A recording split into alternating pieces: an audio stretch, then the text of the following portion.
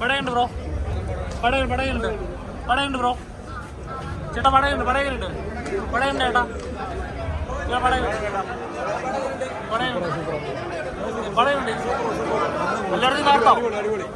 എല്ലായിടത്തും കാണാം.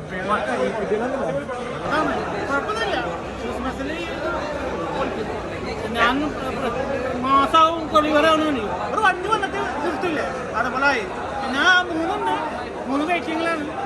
കുഴപ്പമില്ല. പുഷ്പ അതുപോലെ തന്നെ ഫഹദൊക്കെ എങ്ങനെയുണ്ട്? ഫഹദ് കുഴപ്പമില്ല. ഫഹദിന്റെ റോളൊക്കെ പൊക്കെ തന്നെ അത് കുഴപ്പമില്ല. സംഗതിതായി പക്ഷെ 2 കൊല്ലം നിർത്തിയ പോലെ. ബ്രോ പടം എങ്ങനെ ഉണ്ടായിരുന്നു? പിന്നെ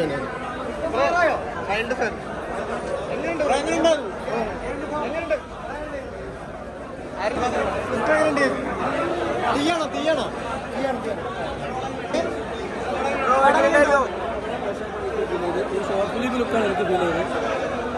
സന്തോഷ് പണ്ഡിറ്റിന്റെ പടം കാണുന്ന ഫീലാണ്. സന്തോഷ് പണ്ഡിറ്റ് കുറ്റം വരത്തില്ല, ഇതിനേക്കാൾ നന്നായിട്ട് അദ്ദേഹം ചെയ്തിട്ടുണ്ടെന്നാണ് ഞാൻ അഭിപ്രായപ്പെടുന്നത്. ഫഹദ് ഫാസിൽ ഓക്കെ, അടിപൊളിയായിട്ടുണ്ട്. ഫഹദ് ഫാസിൽ ഓക്കെയാണ്.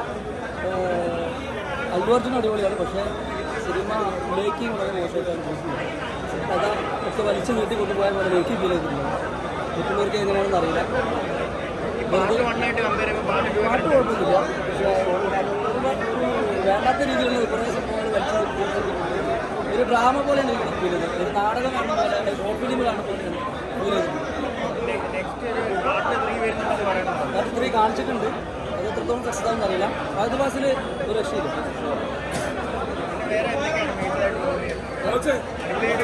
ഈ പടം മോശയ്ക്ക് ഇഷ്ടപ്പെട്ടില്ലാന്ന് പറഞ്ഞു. ഈ പടം മോശയ്ക്ക് ഇഷ്ടപ്പെട്ടില്ല, അതിനെ കുറിച്ച് ഞാൻ പറഞ്ഞു. പക്ഷേ ഈ സിനിമയുടെ പ്രത്യേകത എന്ന് പറഞ്ഞാൽ നമ്മളെല്ലാവരും കാത്തിരിക്കുകയായിരുന്നു. അല്ലു അർജുൻ്റെ ഒരു തിരിച്ചറിവ് തന്നെയാണ് പുഷ്പ 2-ലൂടെ. ഇനി 3 വരുന്നുണ്ട്. ഫഹദ് ഫാസിലും അല്ലു അർജുൻ കോംബോ എന്ന് പറയുന്ന വേറെ ലെവലാണ്. കാരണം എനിക്കിഷ്ടപ്പെട്ടു. പാട്ടാണെങ്കിലും ബീജിയമാണെങ്കിലും ആക്ടിങ്ങളെല്ലാം വേറെ ലെവലാണ്, മാസാണ്. എല്ലാവർക്കും ഇഷ്ടപ്പെടുന്ന രീതിയിലൊരു ഫാമിലി ത്രില്ലറാണ്. എല്ലാവരും കാണേണ്ട ഒരു പടം തന്നെ. ഞാൻ 3ക്ക് വേണ്ടി കാത്തിരിക്കുകയാണ്. ഉറപ്പിച്ചു തരാം, 3-ാം ഭാഗത്തിനായിട്ട് ഞങ്ങൾ പ്രേക്ഷകർ കാത്തിരിക്കുകയാണ്. ഇതിൻ്റെ നല്ല ഡിസ്റ്റാപനത്തിലാണ്. ഗംഭീരം. ഫഹദ് ഫാസിൽ കൂടെ അതിൽ അല്ലു അർജുൻ അടിപൊളി. ഗംഭീരം തന്നെ പറയാം. ഈ പാടുമ്പോൾ പ്രസിദ്ധിക്കുന്ന ഉജ്ജ്വലമായിട്ടുള്ള നമ്മുടെ അല്ലു അർജുൻ്റെ പെർഫോമൻസ്, ഐക്കൺ സ്റ്റാറിൻ്റെ ഗംഭീരമായിട്ടുള്ള ഫൈറ്റ് സീക്വൻസും ആക്ഷൻ സീക്വൻസും എല്ലാം കൊണ്ടും തന്നെ മലയാളത്തിൽ കടത്തി വിട്ടുന്ന സിനിമയാണ്. ഫഹദ് ഫാസിലിൻ്റെ ഒരു ഡീസൻ്റ് ആക്ടിങ്. രേഷ്മയുടെ ആക്ടിങ് കുറച്ച് റൊമാൻറ്റിക്കാണ്. മറ്റേ നായികയില്ലേ രേഷ്മിക ആക്ടിങ് നല്ല റൊമാൻറ്റിക്കായിട്ട് തോന്നുന്നു. ഫീലിംഗ് ഒക്കെ വരുന്നുണ്ട് അവർക്ക്. രേഷ്മിക അല്ല കഥാപാത്രത്തിൻ്റെ ഫീലിംഗ്.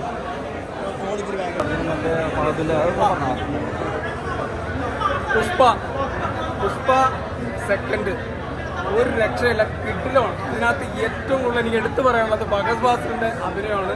ഫഹദ് ഫാസിലിന്റെ കൂടെ പപ്പയുടെ കൂടെ പിടിച്ചു നിൽക്കാൻ അല്ലു അർജുൻ വളരെ കഷ്ടപ്പെടുന്നുണ്ട്. കാരണം അത്രയും പവർഫുൾ ക്യാരക്ടറാണ് ഫഹദ് ഫാസിൽ ഈ സിനിമയിൽ ചെയ്തേക്കുന്നത്.